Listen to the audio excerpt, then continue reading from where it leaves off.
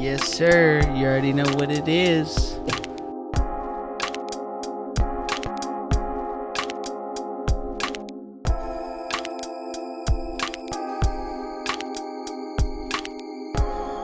Let's make sure we're in here all the way. Video today.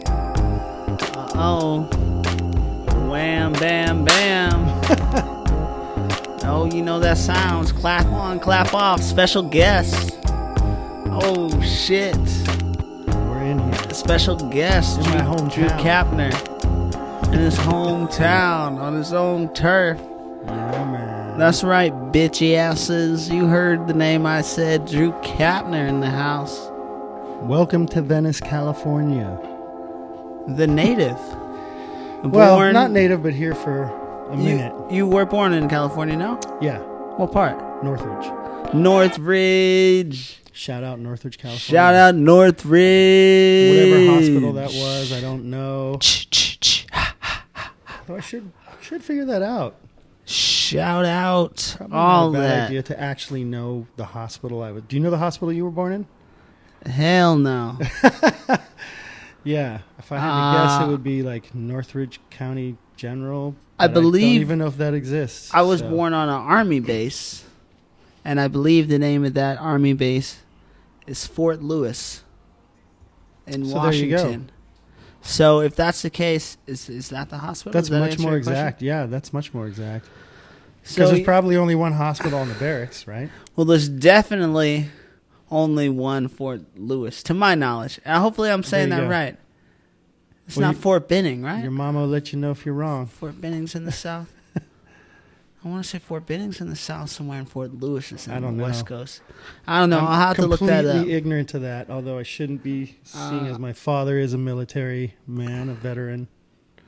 I should know that. Indeed. But, you know, I'm part of that ignorant generation, I guess. So many things we all should know. Speaking of ignorance and generations, it's what we claim of each other, right? To know things. Yeah. Or perceive to know things. Well, hopefully everyone out there perceives to know. This is music and mental health, and today we got, like I said, a great man, a great person, a scholar and a saint, a musician, a writer, a producer, a composer, an arranger. Just a student of music, for sure. A student of music. And a lover of music and all things music. Man, that's everything I want to grow up to be, Drew. Ah. To tell you the truth, you know. I admire a lot that you have, my brother. I appreciate you that. got your own studio. You got your own scores for films. You know, you have a wonderful family.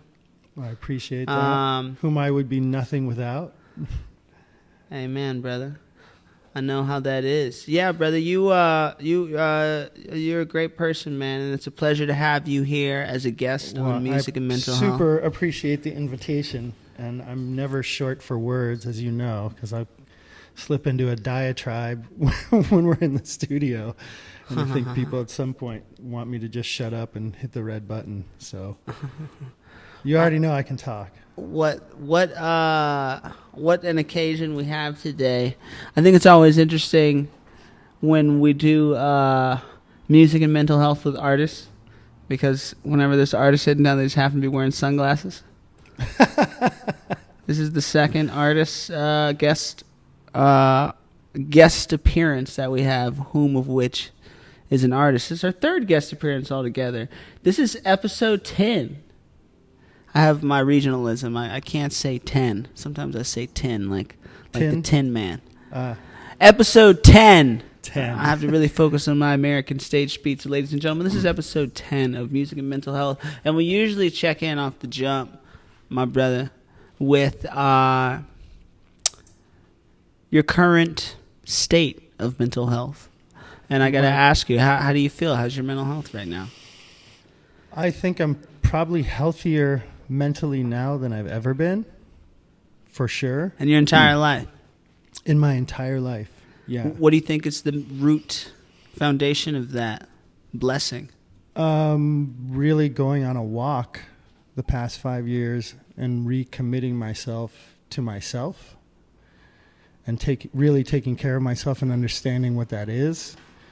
I've also had the incredible benefit and experience to be a part of a leadership training program that's been huge for me and opened a whole bunch of doors for me and has allowed me to see how to be my authentic self, which makes a huge difference when you stop wearing masks and let people see who you truly are. No doubt. That's amazing stuff, brother. Going back to square one there, I want to say I see things in squares. I was in this restaurant yesterday, and there was this woman that was being incredibly annoying and disruptive. No, just like nosy. Okay, Drew's stepping up to grab a drink. He's sitting down with his water and his drink. We got producers on set and co-hosts on set. We got everybody running around in the middle of this story, which was painted by a painter. This woman kept insisting she's a painter. She wanted everyone in the restaurant to know I'm an artist. And these guys are trying to hang up this TV, and they were hanging it next to this portrait. And she was like, "Guys, you can't put that there. I'm an artist. I know you can't put that there. I see things in squares. Okay, it's not gonna fit." And I was like, "Woman, will you please just shut the fuck up?" I'm trying to eat some. Was she right? I'll let you make that assumption. Let's just leave that. Interesting thing. What is leave that for the image? Is that actually a thing? Seeing things in squares? Because I know seeing things in colors is like synesthesia, right? And that's the joke that I had about 5 minutes later with the Modelo to my homie. Shout out Boats. I was like, "Yeah, well, I see things in color." It was stupid. Anyways. Pardon me. Still getting over my cold. Square one. Yes. Which is, to go full 360 on this entire conversation so far, you said one of the greatest things for your mental health initially for the last 5 years is taking a walk. Is this a annual walk, a routine, habitual walk? Is this a daily walk? I think it was probably since having a son. I started to really reevaluate who I am, what I'm doing, and how I'm showing up in the world, and who I'm showing up as. And I think I like to think it's like an ever-evolving thing because I'm learning more and more about myself, and I think becoming a better version of myself because now I'm so much more self-aware in a really positive way. So this isn't a physical walk that you're taking with your son, or are you being metaphorically speaking? Okay. Yeah. Okay. All right. Wow. That's interesting. But maybe also. So let's talk more literally. about taking that walk. Let's talk more about that. Symbolically, however you want to describe it. Let's describe to the listeners out there how Drew Kapner takes a walk. Takes a proverbial walk. Well, for me, it was really just self-evaluation and looking at who I was and if I was happy with where I was at and who I was and what I was basically going to be teaching my son. And it really caused me to look at myself hard, but in a positive way, because it's led me to the place where I feel like now I don't have to be ashamed of anything. I don't have to put up any kind of front about anything, and I don't have to tell or listen to the stories that I've told myself, which can be super, super negative. They're not anymore. Or no, maybe they are. I just don't. I'm able to turn the volume down and not listen to it as much. Because we are our own worst critics, for sure. All of us. And we're also, nobody lies to us better than ourselves. Do you think there's a negative impact to being your own worst critic? Can be, certainly. Not everybody has the mental fortitude or the support, outside support, or the tools to be able to deal with that kind of, that's why there's such a high suicide rate and why people have such trouble sometimes assimilating, because they don't have the wherewithal to have the tools, and that's one of the biggest reasons why I thought it would be great to come and talk to you on this specific podcast, because that is such a big issue, with the homeless issue being what it is, specifically here in Los Angeles, but certainly globally. But it's really particularly bad here because of the climate, and it makes sense. But to see, if we actually knew more about why these people end up in the situations that they are, and they actually had resources to help them, it would be a giant step forward, not just communally, but socioeconomically. It would benefit us hugely to reach out to the homeless community in that capacity. Man. So I'm grateful for having any kind of support and not ever really falling on my face, because any of the bounces off the ground for me in life, there's always been people there to support me. So I'm super blessed in that respect. That's great. I appreciate what you're saying, and I really do wish there was more safety nets out there for the homeless, and more going on, more actions. For everybody, for anyone, not just homeless people. I mean, anybody needs that kind of support, that kind of love. Yeah, I guess I was just speaking locally. I was just you just kind of highlighted something for me in my constant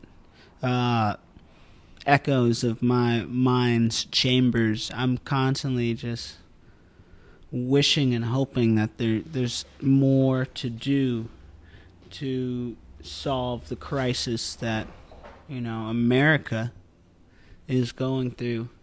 I really want to help that department of the world when I have more resources to do it. I wish I could do more now, because it's just such a problem.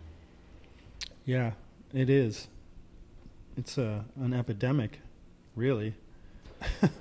At least it seems like it's here. It is here. I mean, the homeless communities haven't gotten smaller; they've gotten bigger exponentially, and they need help and they need resources. And it's interesting that in a city where there's so much wealth, that there's as big of a homeless problem as there is doesn't really make any kind of sense.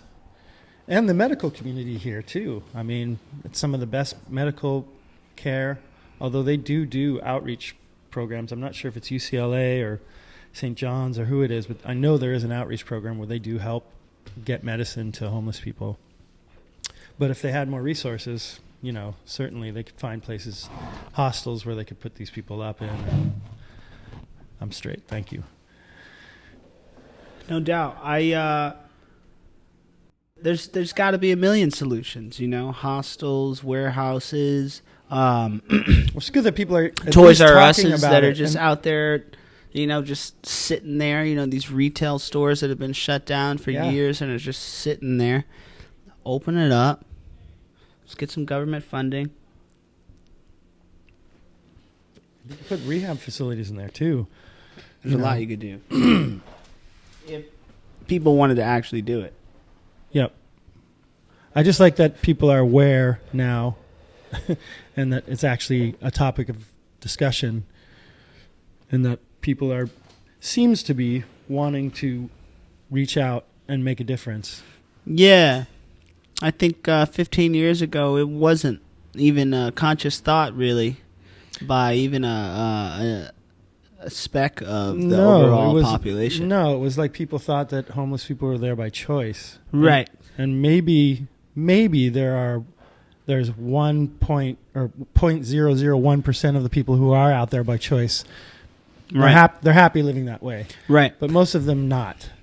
How interesting it is that through such a short time, mankind has been able to level up their compassion and understanding for this specific demographic that we're speaking on, the homeless of America, you know. And I wondered how much of that, you know, technology has to, you know, be the blame for in the most, you know, beneficial ways. It's interesting. It's like everyone, of course, this is the age of communication, and I think that communication and this ability for information to travel so far and fast, so vastly, reaching so many locations instantly, has leveled up, perhaps, the way that, you know, people think. You know, understanding. It's like, of course, the kids. Well, now there's eyes and ears everywhere. Right. I mean, you wonder what it is. You know, it's like the kids in the 60s were like, hey, this is fucked up. We got to fix this. Right. It's like the kids of today are like, hey, this is fucked up. We got to fix the world, the climate, you know, Greta, you know, that kind of idea. It's like, is that from like an advancement of the brain? Of, you know, like the, I think, you know what I'm saying, sure. the genetics of, yeah. You Because know what I mean? Kids don't know any different now than having instant information all the time. Right. I mean, for sure, my son, he routinely is like, ask Siri, ask Siri, ask Siri. Right.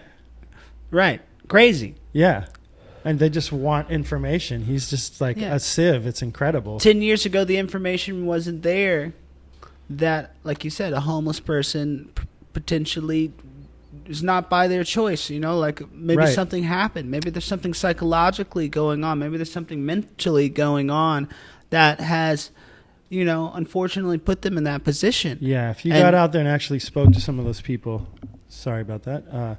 If you got out there and actually spoke to some of those people and heard what their stories were, you'd be shocked. It's some really tragic, super tragic shit that have left people utterly paralyzed in life.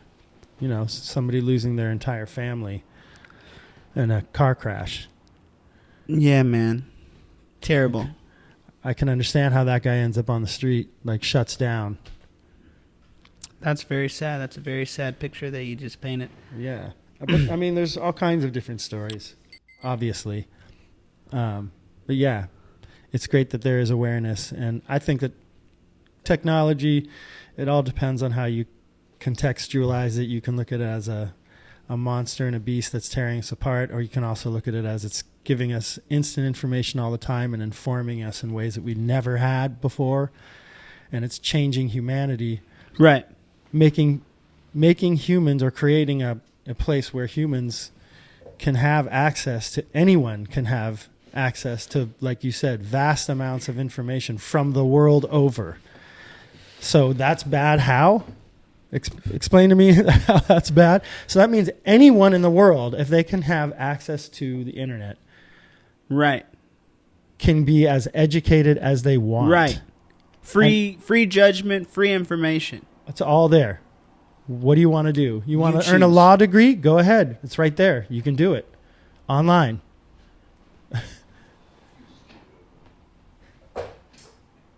We're living in a pretty exciting time. And exciting that, again, people are being more aware of mental health issues and how far, I mean, we just touched on homelessness, but, you know, it's far reaching. Because of technology.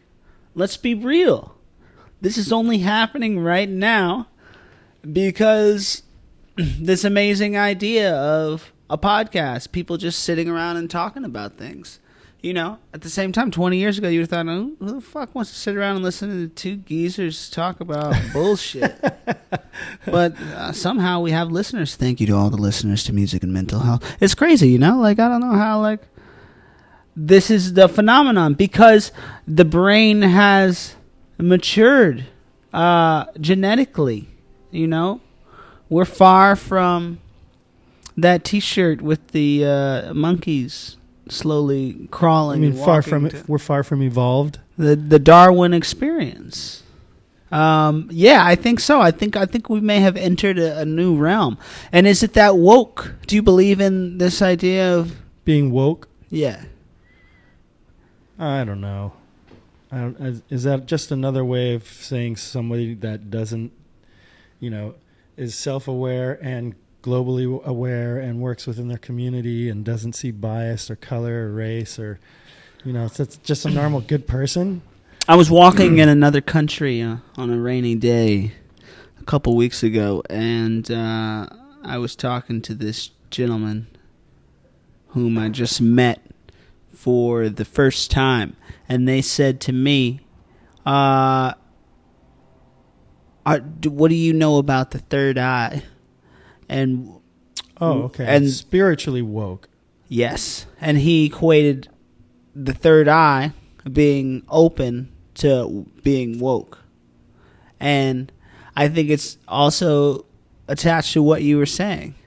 The idea that mankind and society has no differences and we're all connected, we're all one. There is no boundaries between us. We are all binded One together. wins, we all win. One loses, we all lose. Right. I think that's a part of that idea for that person. To me, being woke for me has always been more of a politically charged kind of mentality, I think, or certainly a street smart. Right. The Being idea, aware of your surroundings. Right. The idea that someone that's asleep would be someone ill-informed, someone right. Don't get caught sleeping, who doesn't digest any form of news or information or positive, just current events or whatever. It doesn't even have to be positive or negative, but just someone that is completely caught up in the system and playing a drone or playing like an animal farm, being herded along. Right. That's the idea of someone who is asleep, someone not woke. I believe that's what I always thought of it was. Right.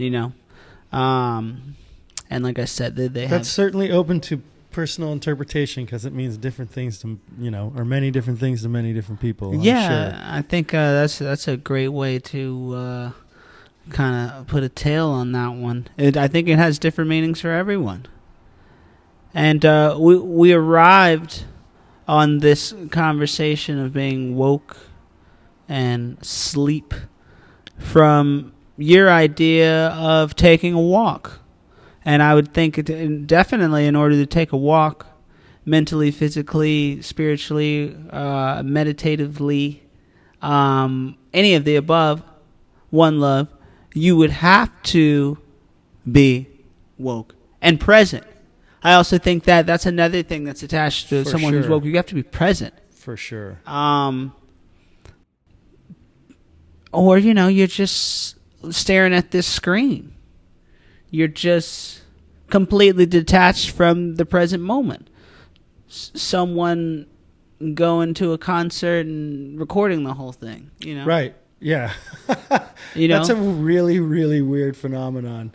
Going to a concert, any concert, and watching how people are more concerned about what they're recording and not actually experiencing what's happening in the moment. Like you're missing the whole point of why did you come out?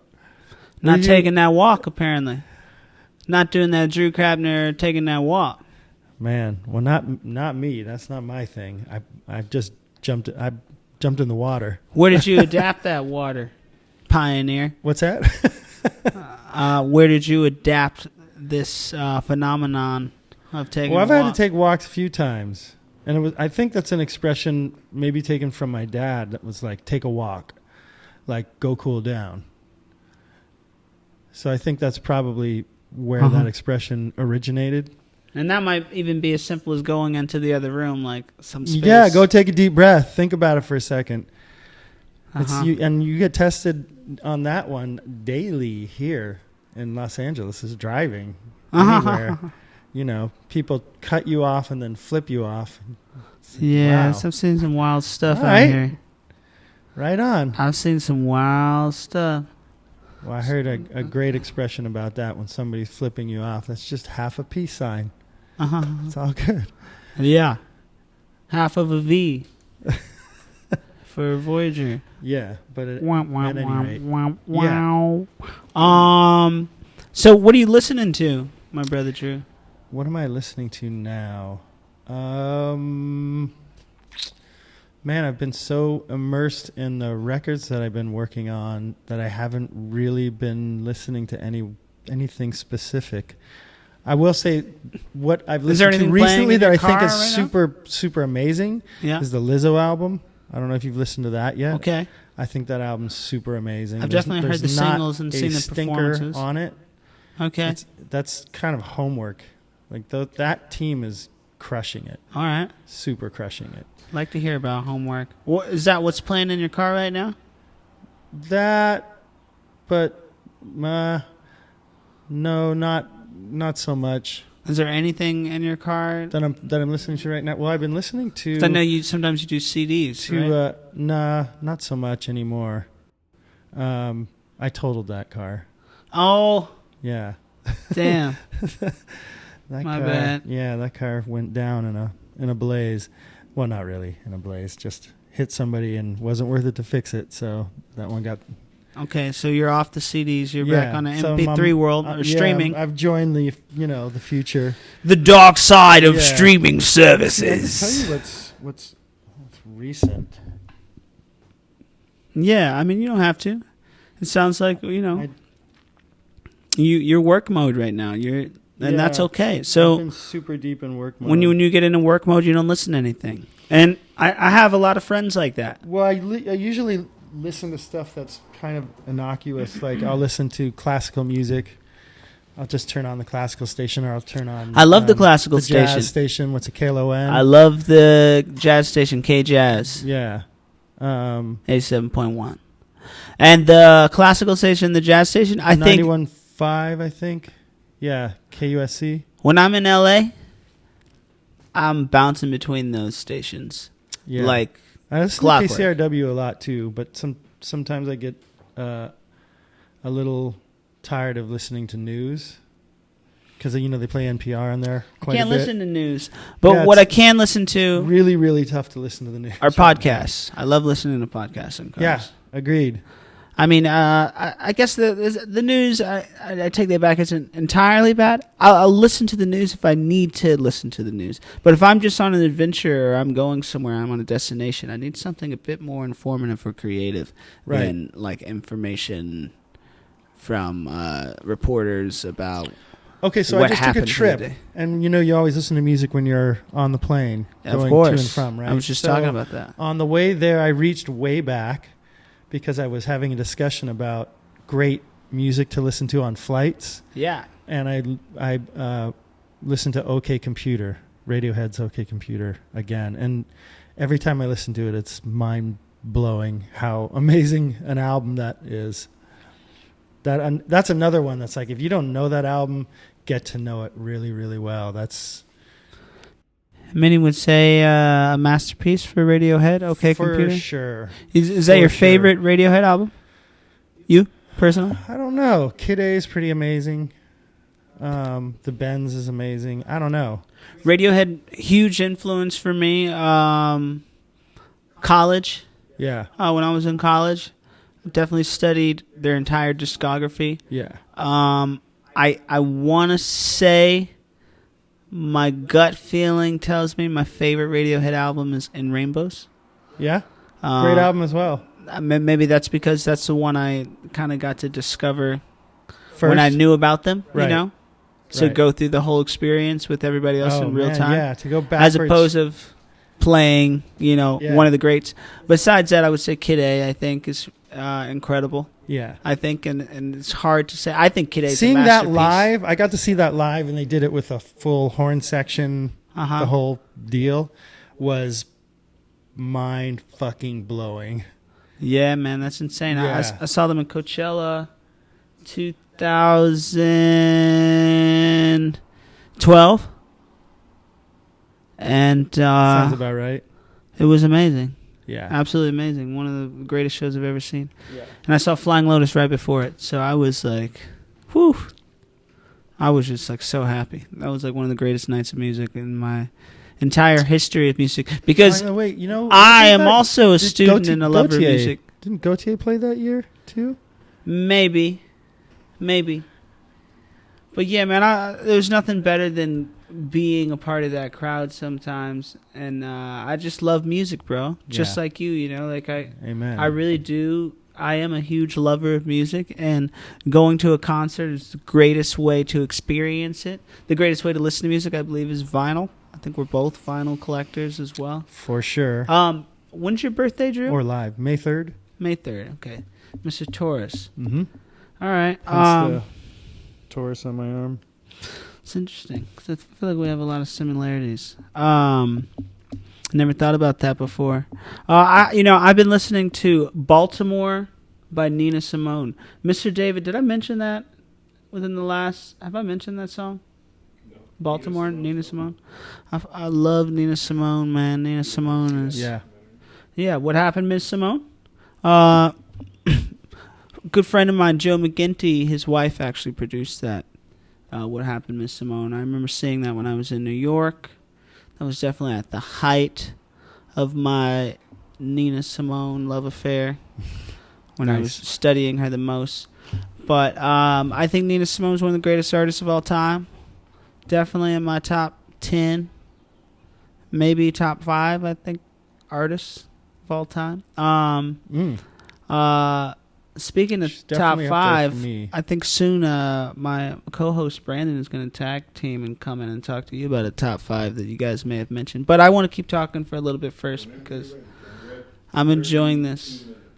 I'm enjoying this conversation that we're having, and it's so easy to talk to Drew, as it always has been. But yeah, man, Nina Simone, bro. Nina Simone is so good. Amazing. Baltimore, Legendary. once again. Name of the song that's my song of the day. I played that a couple times after breakfast today on the way to the studio this morning. Yeah, and definitely check out What Happened, Miss Simone on Netflix. If you haven't, if you want to know this yet. Oh, check it out, bro. Amazing documentary. Good, that gives me something to watch with my wife tonight. Please watch that. I will. It's very, very good. When's grilling season starting again? I think it's started. It already started? We're going to have rain this week, I guess. Yeah. That's a great memory, but California memory of mine. Oh, grilling out? Hanging out with the Kapners. Yeah, at the spot. Eating some Polish sausage. It's a vibe. Didn't we do the salmon? Plank? Yeah, salmon. Cedar plank salmon. Yeah, I was just about to say that. Fire. Very nice dish. So good. Very nice dish. I love food so much. I love sushi, but I still think that's my favorite way to eat salmon. Cedar plank salmon is so fire. How do you feel food affects your mental health? Oh, it's everything.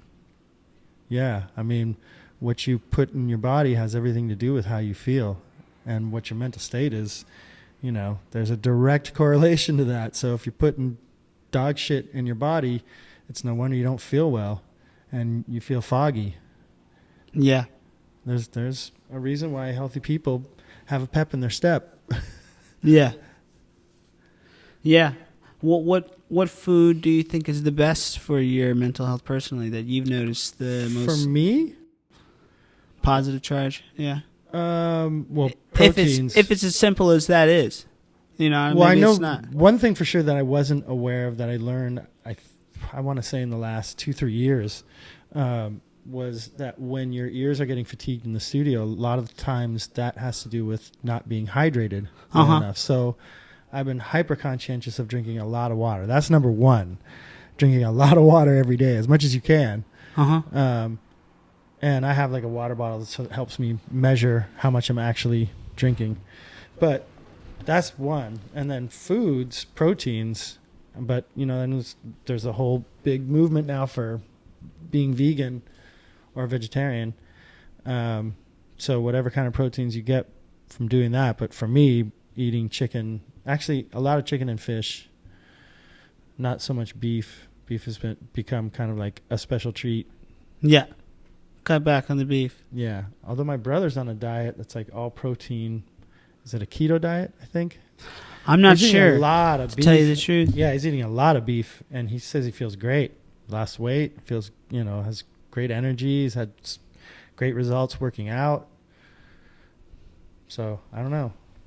Yeah, I guess you have to figure out what works for you. The smartest thing to do would be to actually get your blood work done and figure out how you're metabolizing food and what's good for you and what's not good for you, because it really is, we are all in our own unique way very different in that respect, and how, like certain foods work for some people and certain foods don't for others. Mm-hmm. But in general, yeah, for me, that helps keep my brain ignited. Proteins, being easy on carbohydrates. Mm-hmm. I always feel like sludge if I've eaten a lot of bread. What does a fatigued ear feel like or sound like for you when you're in the studio? Because I know you're someone who spends a lot of hours and... Yeah, I can just tell that I'm getting tired because I'm not able to focus, and I'm not able to distinguish specific frequencies that when we get tired are, you start to go. Yeah, it almost kind of mushes all together. Yeah, you just get to a point where you can't do critical listening anymore. Your bandwidth for focusing at that level. I think most people who mix records, and certainly the really big guys are a lot faster at it because they've been, they got more hours doing it. But for me, it's like there's a narrow window where you can have laser focus. Mm-hmm. And once you've gone out the back end of that, it's gone. Yeah. You come back tomorrow. You need to make, if you really need to make critical decisions. Yeah. Let's just get some objectivity and come back tomorrow. What about changing the song? Does that ever refresh your ear fatigue, or it makes changing the song? Like, Well, I can mix in the morning and then be super creative later in the day because I don't have to make those kinds of decisions. That's more about like, capturing great performances or finding a sound that inspires you, but you don't have to make those kind of critical decisions about, is this working, not working, frequency wise? Is it sitting in the pocket right? Where do I want it to sit in the mix? You don't have to think about all that. You just create. What do you enjoy more, the creative process or the mixing process? They're both fun for me because most people that would have me mix their records allow me to be creative in what I do and the choices that I make for the mixes. So they're both have their merits, but what really like do I enjoy the most? Creating, obviously. Mm-hmm. Creating whatever that is, writing or doing an arrangement or doing production. Mm-hmm. I think production really has become my most passionate love, and there's almost nothing more gratifying than turning around and seeing the person you're working with, like hearing that you've nailed what they've been trying to communicate creatively. Mm-hmm. There's no more gratifying feeling than that. Yeah, that's dope, man. There's also maybe no more defeating feeling when they're like, that ain't it. Mm-hmm. Like, this is tight, but not for me. Hey, it happens, right? Yeah. That's the game. It does. But let's say, regardless of what anyone thinks about it, how amazing is it for you as an individual to reap the benefits mentally from the creation process? I think that's everything. As long as you're keeping your head right about it and limiting the outside noise, it's like records that I have that may haven't placed that I know are special records. It's just they haven't found the right home. It doesn't mean they're shit records. It just means they haven't found the right home yet. Mm-hmm. And as long as you have that kind of vision about yourself, your life, like, hey, it's okay. Not everybody's going to like what you do. You have to like what you do. Do you love what you're doing? Are you doing it because you love doing it? Because that should be the only impetus, especially in a creative form, whether it's painting, singing, writing, writing a play, whatever your creative impetus is, right?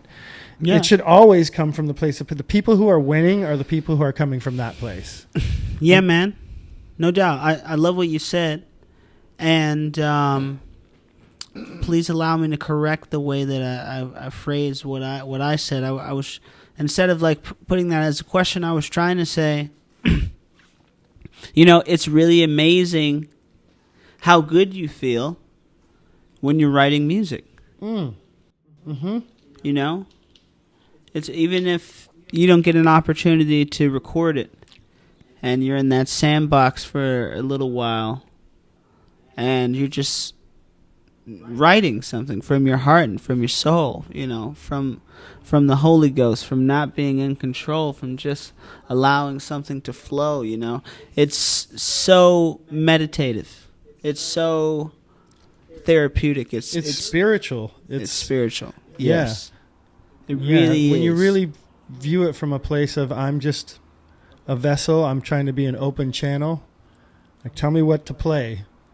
Tell me what I'm listening. Tell me. Yeah. Expression. Writing from a place of gratitude, not from a place of I'm the shit. Yeah. Again, those people are the people that are winning, crushing it, annihilating it. Yeah, man. And the people that are chasing the golden egg there's usually something going on behind the curtain that ain't right. And usually it's people just don't have support.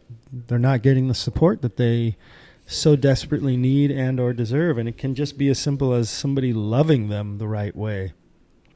Yeah, support is everything, huh? Support is everything. It really is. Besides timing, I think timing is everything, and support is everything.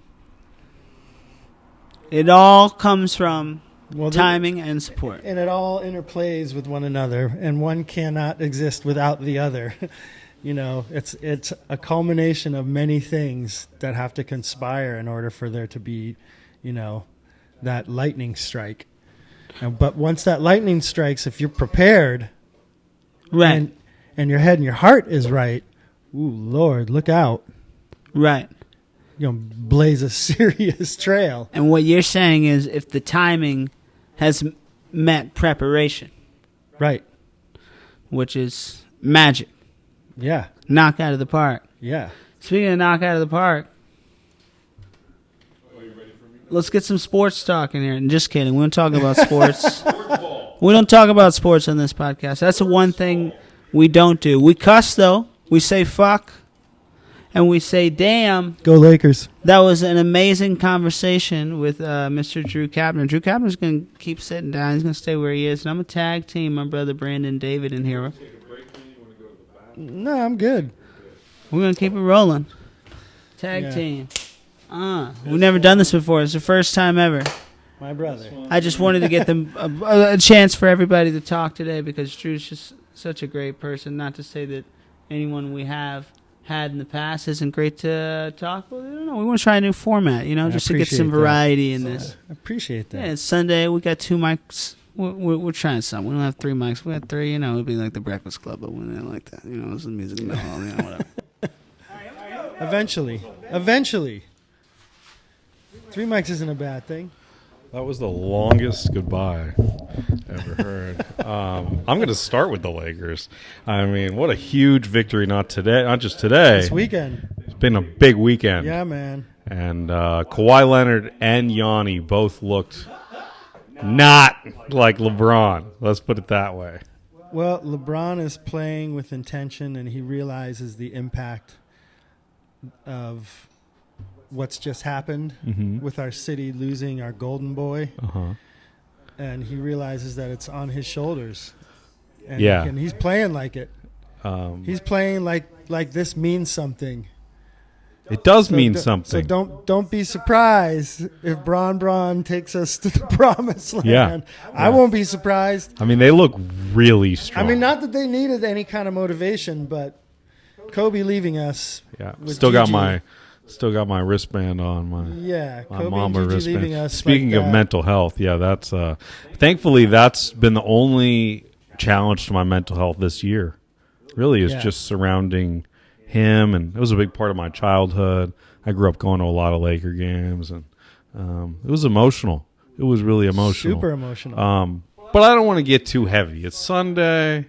Here to have a good time. And it's okay. It's a beautiful thing that we can. It is that we can talk beautiful. about him in that way, and that people can see that he really meant that much to so many. He different really people did. Yeah. From so many different walks of life and backgrounds, like he was an icon beyond icon, and because of who he was. And speaking of mental health, he's somebody that stood for mental health and was very involved philanthropically in the city and making a difference in that. And he's somebody that I would imagine his foundation is going to make huge strides in the homeless community and getting people healthy and up off the street.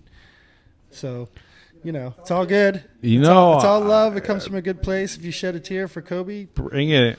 I shed a lot of tears for Kobe, but bring it full circle. I started to feel a little bit better about it after LeBron came out and made that speech. Yeah. Where he was really strong about it. And he was kind of like, look, we have games to play. Kobe would want us to play hard and to win. Yeah. And I thought that I don't know. It was emotional, but it was kind of like moving forward. Also, watching Michael Jordan talk about him. Oh man, it was heavy, because obviously, like Shaq talked on TV every day. So, I mean, All of them, I love Shaq, but all of their speeches were powerful. I thought, Michael Jordan doesn't do interviews. Yeah, that's I know. the thing. But it's Kobe. Yeah, it's Kobe. That's little bro. Yeah, it's Kobe. That's literally his little brother. Was that enough sports ball for you, D? Did we hit it on the head? I think so. There's a lot of Laker love. So, you've dedicated your entire life to music. Is that correct? Yeah. And do you remember? And I've been really blessed and fortunate that it's I think this is one, maybe. Yeah, that it's worked. Provided for me. Yeah, totally. Yeah. Do you remember the moment where you decided, this is for me, this is my life? Oh, really young. Apparently, allegedly, I don't remember this, but allegedly, I was 3 years old when my dad was explaining to me, my dad and my older brother were explaining to me what a studio musician was. At 3 years old, I was saying, well, that's what I want to do. They're musical as well. Should we start there? Do you have Everybody in my parents? family is musical in one way or another, yeah. Both uh-huh. my brothers play instruments. My dad played multiple instruments, kind of. He had a knuckle injury that kind of prohibited. Damn, that was a hard word to say. Prohibited him from being able to play what he wanted to play. Like, he couldn't really play piano or guitar. So he dabbled in it and did it because he had a love and a passion for music. And he's like a fucking musicologist when it comes to classical music and jazz music. Wow. Because when he was in the Air Force, I don't remember what training it was, but he's a pretty heady, high-level, intelligent dudes. And they would play a game with each other where they would needle drop a record. You had 5 seconds to listen, and you had to name the piece of music, so the composer, the orchestra, the conductor, and when it was recorded. That's fun, man. Wow. Yeah. So that was their, version of video games and iPad. I actually took a class at University of Arizona. That's where Damian and I met. And I was a business major, poli-sci major, but I had a couple of music classes because I was into it, Right. And that was one of our finals, is we had to sit down and they played us like Vivaldi or whatever. And we had to be like, and it was hard. I mean, it was really hard, Yeah. So growing up, my dad had an incredible music collection. And then my brother made it a little bit more progressive, obviously. So I had a healthy digest of really, really amazing music, pretty heady stuff, and was more introduced into and more into at a young age when I was just starting out as a musician, and to classical and jazz stuff. So and what did you gravitate towards first? Was there an instrument, the guitar, or the piano? Piano. Yeah, piano right away. Yeah, from a young age. Yeah, right. I was begging my parents for piano lessons, I think for a good 2-3 years before they actually caved. Got it. And got them for me for my birthday. Like 6, 7? Like how? No, I was 9, I think. Okay. Yeah. I think it was 9. I'm pretty sure it was 9. And it was almost instant for you. Like you started playing the piano and you just shit, dude. It wasn't one of those things where it was like you need to go practice. It was never that. It was like stop practicing. Yeah. Like time to shut the piano and go to bed. Yeah. You guys were talking about Billie Eilish. I read an interview that in their household, there's pianos in every room. Well, yeah, but literally. They had a rule that as long as they were making music, they didn't have to go to bed, which is kind of rad, right? Yeah. That their parents were like, well, this is a thing, and I think we shouldn't curb this, if I'm not mistaken, both their parents are professional musicians. Oh, yeah, I don't know. Maybe, yeah. That makes sense. Yeah. Yeah, what an incredible phenomenon. So, do you mind telling us how old you are? How many years ago was that? I'm 50. Okay. So, dude, you were an incredibly young 50, by the way. But thanks. But the music will do that to you. I think it keeps you young. Yeah, for sure. I've never really worked a day in my life, right? Yeah. Because fair enough. Yeah, that's cool. I get to do what I love, mm-hmm. and that's always before I even understood the difference between saying I get to and I have to or I need to. I've been saying I get to go to work for as long as I can remember, because mm-hmm. I remember all of my friends always saying, fuck, I need to get up because I got to go to work. Mm-hmm. For me, it was always like, shit, Stoked. I get to, I don't care how early or how late we're going. I get to go. You're going to pay me to make music? Or record somebody making music or, any facet therein? Fuck yeah, I'm all in. Yeah. Elaborate on that. All these years later, 40 years later, right? When you say you get to wake up and do music, like, what about music does that for you? What is it? Well, for me, growing up, I had a bumpy road growing up. And the one thing that I always found solace in, that always comforted me, was listening to music, really listening to music.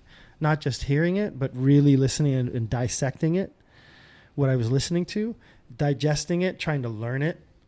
So it was kind of a cathartic thing where I just fell into this place where I was either playing soccer or totally immersed in my music. Mm-hmm. And the schoolwork was like, I Yeah. didn't want to be bothered with that. So whatever I had to do to get that done as quickly as possible so I could be focused on my music. I find that so interesting that people that have a real gift for anything, school is like kind of this like afterthought. And then I find that people that like don't really know what they want in life, they like may focus really hard, like try really hard in school. Right. And like that ultimately doesn't help them that much, you know? Like I don't want to give this message of like, don't try hard in school, you know? School matters, but there's just like, for sure it matters. Be sure that you are becoming a well-rounded person and not just being really great at the SATs, you know? Yeah, I think that's what you're really saying is whatever you're going to do in life, do it with intention and purpose. Don't half-step. Be committed. You know, anybody that we look at and revere as great, like LeBron James, because there's a great example, right? He didn't go to college, but he's an incredibly educated, articulate, eloquent man. Yep. Who has world vision far beyond just playing basketball. That's something that at this point for him it's a thing that he does, but it isn't who he is. Whereas if you ask him 5 years ago, he'd be like, I'm the greatest basketball player on the planet. Yeah. That's what I do. And that's today who I am. it's like today it's a thing. He's got his hands in all kinds of different things. And this is somebody who has I feel very similar about like Jay-Z. Exactly. Like another great example. Like I always lament like, oh, there isn't more Hove verses out. You know, you can't hear him that much, right? Right. Well, I mean, you can. There's a big body of work there. Well, that's what he says. Like, you want the old shit by my old albums. You were asking him who's in my top 5. There's one of them. Okay, we're going to get to the top 5. He's definitely in my top 5, too. And I absolutely do listen to all the Hove stuff ever. Yeah, as far as like a narrative rapper. Yeah. Yeah. Okay. So let's get into Come it. That's a on. good transition as any. The other day I was in your studio, which is still dope to say, man, that you have a studio. I know that's like a thing, we're in the music industry, but I still think it's cool. So like, Right on. your Thank life you. is dope. Thank But you. anyway, I appreciate that. So we're in your studio, and I don't know who brought it up. We started talking about rankings of artists. Right. And we first need to make a distinction before we go into this discussion, which is there's sort of your favorite. So like your top 5 favorite, right? Which Right. says something more about you. Right. And then there's like the top 5 best ever, which like, I Right. mean, we'd sort of have to agree on metrics that the matter ones who there. have and the biggest impact for me. yes, this is And they your may- list. right. And it should preface that way. Right. Yeah. The 5 rappers that I fell in love with. Okay. So top 5 dead or Top alive, 5 dead or Drews. And these are like spitters. Like we're talking about rap, like hip hop, or we're talking about like rappers. It's your list, so I just, however you want to. I don't know. I mean, it's Maybe I shouldn't ask that. Go ahead. yeah. I think they all spit. I don't know. So Biggie, Okay. Is this in any particular order? not or- any particular. Okay, This, just I mean, 5. because Yeah. to say top 5 is Yeah. like, and then I gotta like pick. Nah, I can't. I don't know how I pick. Yeah. That's why I would actually have to think about that. Yeah. Shit. Yeah. So Biggie, Jay-Z for sure. Uh-huh. M Uh-huh. for sure. Yeah. Here's one that'll surprise you. Redman. Okay. I fucking love Redman. Okay. And 5,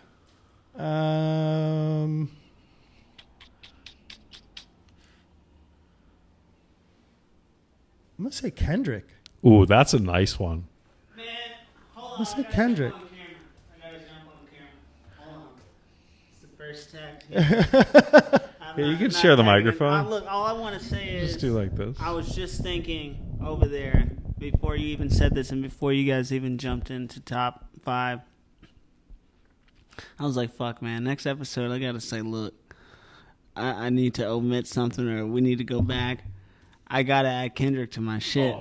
Oh, I'm like, I really do. And I'm so happy you said that because it's real. Kendrick Lamar is just absolutely incredible. He is just Every one of the gesture. greatest to ever do it. And he's one of my favorites. every gesture. But also on your Wait a list, second. there was not an Eminem or a Jay-Z. Is that correct? That was not on either. That's not on your top 5. Can you just clarify? Can you just answer the question first? But is Nas on your list? It's not.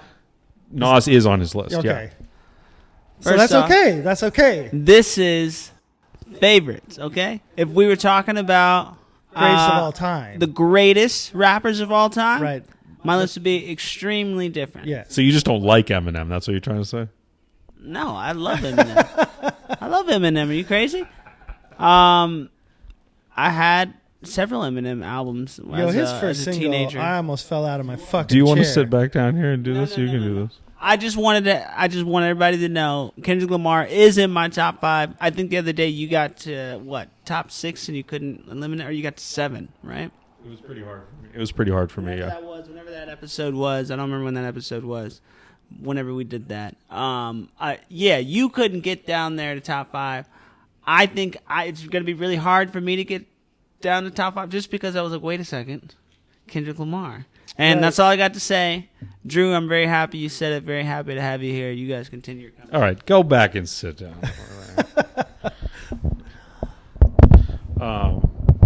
Okay, so back to your 5, which was, say it again. You had Biggie, Biggie.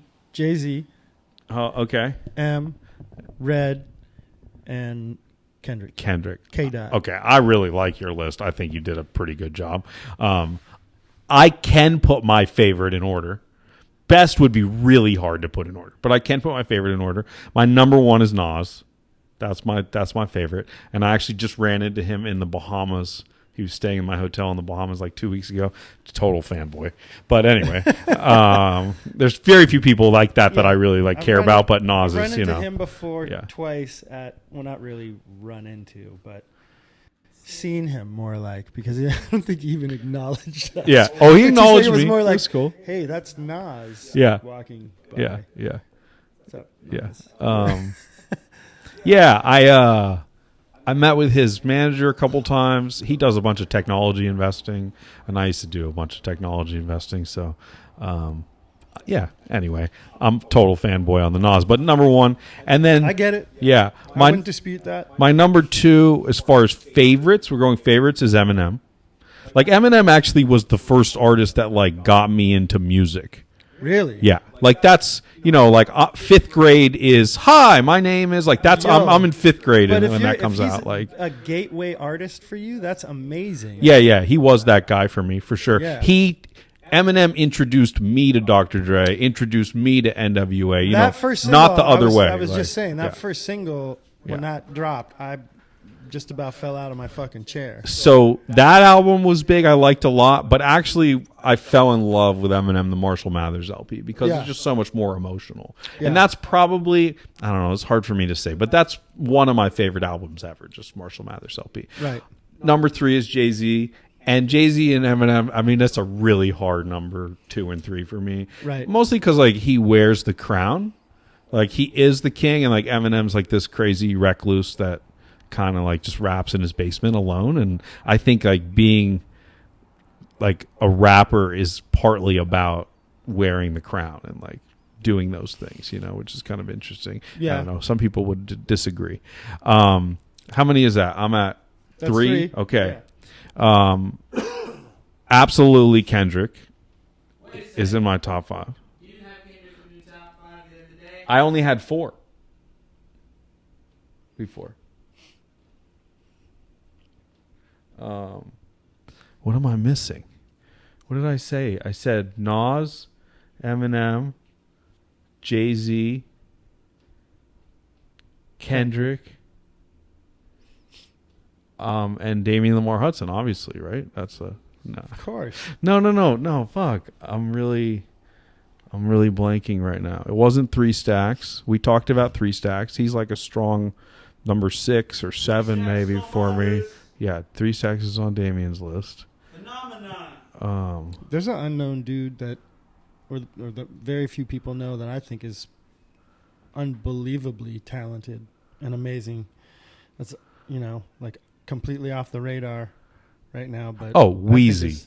That's what I'm missing. There you go.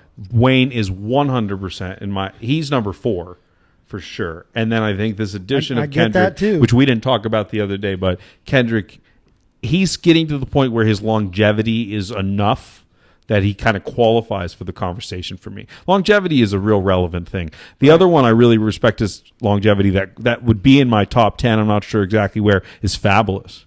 And Fabulous is not talked about a lot, especially on the West Coast, but that guy has a catalog of music. What about Drake?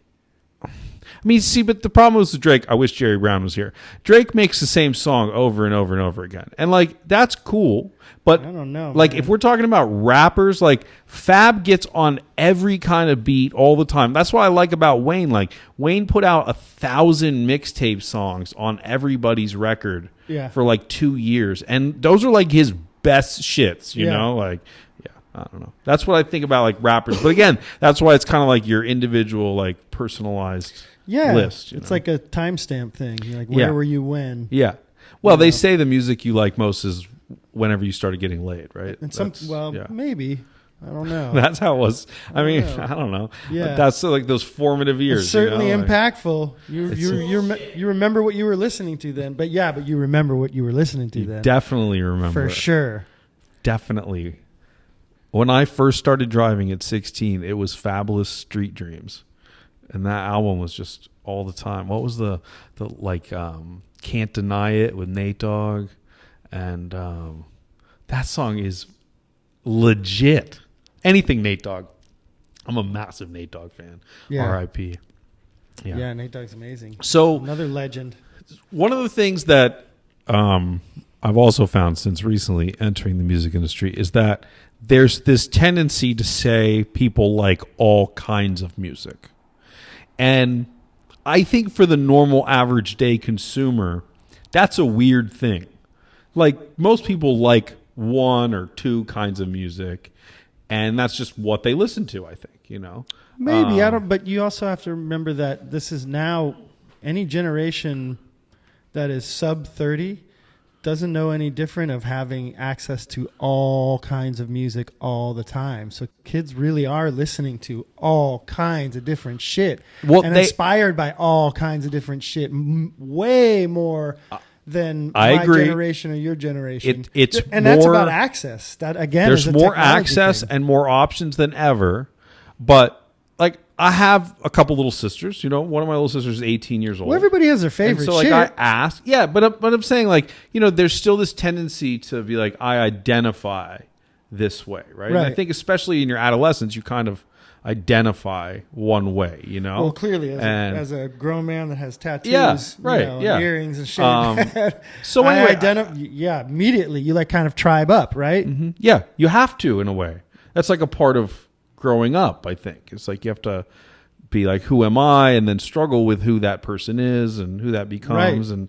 And like music plays a big role in that, I think. For sure. Yeah. And for me, definitely a calming agent, again, something that I always found solace in, no matter what was going on in my life or what kind of turmoil or bumps there were. That was the one thing that was like open armed.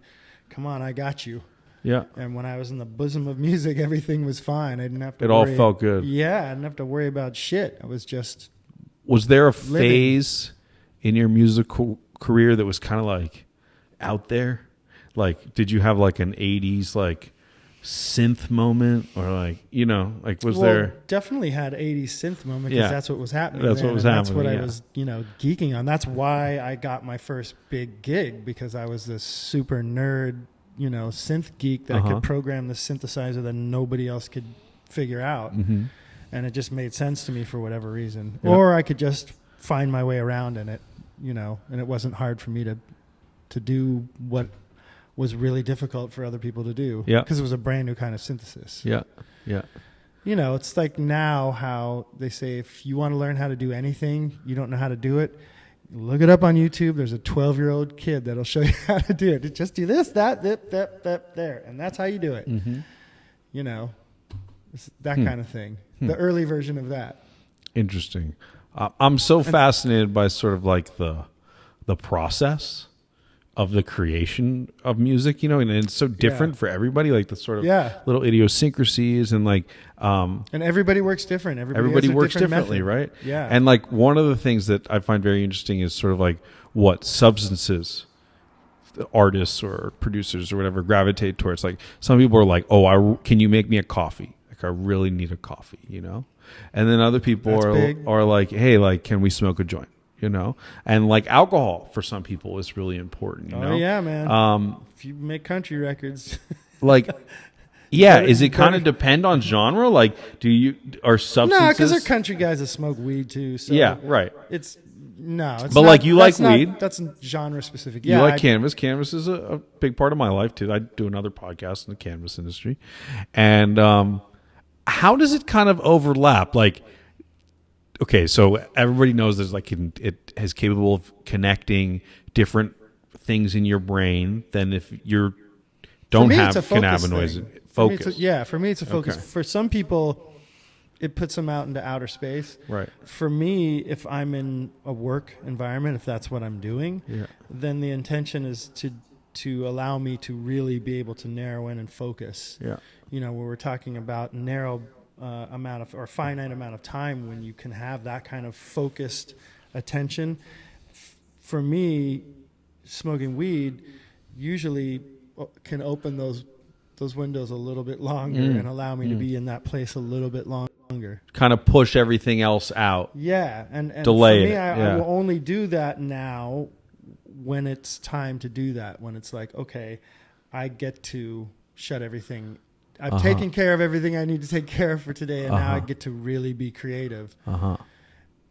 And it definitely allows me to focus in like that. I don't need it, but I certainly love it and appreciate it. And is there a limit? Like, do you know, like, okay, I can't get X amount of high, or I'm not productive anymore? For me, there is, Yeah.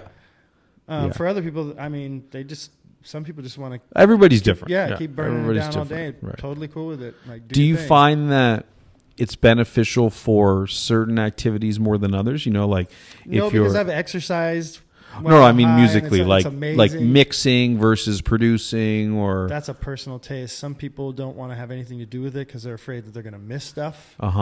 Some people, it's part of their ritual. They can't do it without it. Well, what about you? I'm either way. There are times, depending on the project, where I feel like, hey, I don't want to dull the edges right now. I want to be as acute as possible.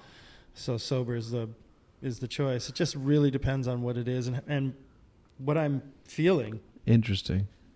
Yeah. There are times we're just not feeling like, the spirit ain't moving me. It's telling me, no, we get to be sober right now. Let's just rock this one sober. Yeah, there's some clear moments in my life that need to be sober. I mean, like from time to time, I deal in spreadsheets and financial things and budgets and and some artists are not cool with it. Some artists are not cool with it. The artists that I work with are cool with it. Yeah, it seems now like you're more hard pressed to find people that it's don't also smoke legal than people here, that do. Yeah. Also in hip hop, that's a big part of hip hop, right? Yeah, it's pretty for synonymous. Sure. But there is a time and a place, and it's not all the time. I like what you said about like I try to use it as a tool in the moment, right? And that's cool. I mean, it's like when you first start smoking weed, you kind of like smoke weed, like that's the activity, right? Like behind closed doors or whatever. Yeah, and it was when I like first really started smoking weed, like what the feeling was like. It's not that at all. It wasn't that at all. Yeah, not anything close to what that was, and that was amazing and super fun. Yeah, and I have great memories of that time. But it's not that for me at all anymore. Yeah. Interesting. And how do you think these things, cannabis, music, the balance between being sober, doing it, how do you think it contributes to your mental health overall? Just to bring it full circle. For me, here. I wouldn't be ingesting weed at all if I didn't think that it was good for me. Mm-hmm. I definitely benefit from it in a lot of ways for taking the edge off and calming me down, and it's sort of the tap on the shoulder of like, okay, take a deep breath, relax. Mm-hmm. Everything is the world. You're living in a beautiful time, and the world's a beautiful place. Yeah, there's some stuff going on that we all get to be conscious of and conscientious of, and we all get to step up and make a difference to make it a better place. But it's still an incredible time and an incredible place. Mm-hmm. Take a deep breath. Mm-hmm. You're going to be okay. I think that's so powerful, just the idea of you're going to be okay. There's so much fear going on right now. I mean, if you turn on the news, like, the world is ending, right? We're all being infected with diseases, and there's the eternal battle that's shaping up between capitalism and socialism. Like we're being asked to choose these ridiculous things. They're continuing to propagate the subdivision of society and forcing people to take sides. And don't work together. You need to choose sides. Which is such bullshit, because no matter how you cut it, we have more in common than we do. Yeah. Apart. I mean, everybody just wants to sleep in a comfortable bed and, have clean water and love themselves and the people around. Like, these are really basic things, right? Like, humans are that basic. Like, we like to make it complicated, but we are animals. Yeah. And if you take care of, like, what's that guy's name? The hierarchy, Maslow's? No, I don't know who it is. Some psychologist made this pyramid of human needs. And it's basically like you cannot get to the higher levels of consciousness and creativity and education without first satisfying like the bottom basic part of the needs, pyramid, you right. know? And then like it goes up from there. And like one of those foundational is love. You know, right? Like we like need each other. It's not like a nice to have. It's like a need to have, you know? Yeah. And I think we've really missed that. We've really like decided that our identity and our profile to the world and online or whatever is more important than what is so fundamental, that we need each other. I think And that's exactly why podcasts have blown up. it's more intimate. Yeah. Yeah, people want to hear what you're actually thinking. Yeah. Like the bullshit facade of like, this is who I think I am, or this is who I want to show you I am. Yeah. On social media, that is wearing thin. Yeah. But I think it's increasingly. Sure. I think it's an increasingly interesting place for art. See, like Twitter has gone through this. I'm a student of technology, and like Twitter has gone through this where it kind of had like this Which crazy. you all better be students of technology. They're not though. They're not. Oh, man, People are be. stupid. They're not paying attention ever. You're gonna be Everyone's deep sleepwalking. Shit. Yeah, you're going to be deep shit if you're But not paying attention. Twitter went through this growth period where it had its really gross moments, and it was like terrible, and no one wanted to be on there, and it sort of evolved to this like more educational place, I think, in a lot of ways. And I think Instagram is going through a similar transition into a place for art. And there are some like incredible things on Instagram, and if you do it right, like it's not really about your friends. It's really not, you know. If you're on Instagram just because of your friends, like you're doing it wrong. Like, right. You're just doing it wrong. Right. You know? Yeah. Yeah, especially if you're trying to use it as a place of commerce. Yeah. Well, that's the whole other thing. But, I mean, it's but as a vehicle for that, shoot. Again, talk about leveling the playing field. yeah. Because now everybody has the same access. The Yeah. only thing that separates the big corporations or the big labels from the mom and pops is it's more people sitting in the room on a computer, but they're all doing the same damn thing. Yep. What a novel idea that talent may actually win out. I think true talent will always prevail. But that's not always been the case because, look, we were talking about the 80s synth moment and, Right. the era, which you know far better than I do, but where record labels had a lot of power. Right. Right. And then it totally, technology, again, by the way, ripped all that down. Right. And now we kind of like in this post-apocalyptic, like make money touring, like, Which now you can't do. How many because they're streams did shutting you down get? Tours because of the coronavirus. Yeah. Yes. Very timely. Yeah. Is that going to be is this summer? They're not going to be a lot of concerts. Is that like? That's the word right now. They shut down South by Southwest. Yeah. But that's pretty soon. And I mean, another one. There's another big festival. what about Coachella? Are they thinking? They're still thinking about Coachella? I don't know. Allegedly, they're going to shut that down. I hope not, but we'll see. That sucks. Yeah. You know why it sucks is because, look, I don't want to rob anyone of their fear. Fear is genuine, and if you're afraid, it's real for you. That's how I believe. Right. But there's 12 people that have died from this, and the idea that we're not going to have Coachella or the Olympics because this many people died? Like, I don't know. That narrative just makes me really uncomfortable. I understand the concern over it. I do. Yeah. And I'm not suggesting that we shouldn't be concerned about it. It's a new virus. We don't know much about it, and they haven't really figured out how to stop it, right? Mm-hmm. Or stop it from propagating. Yep.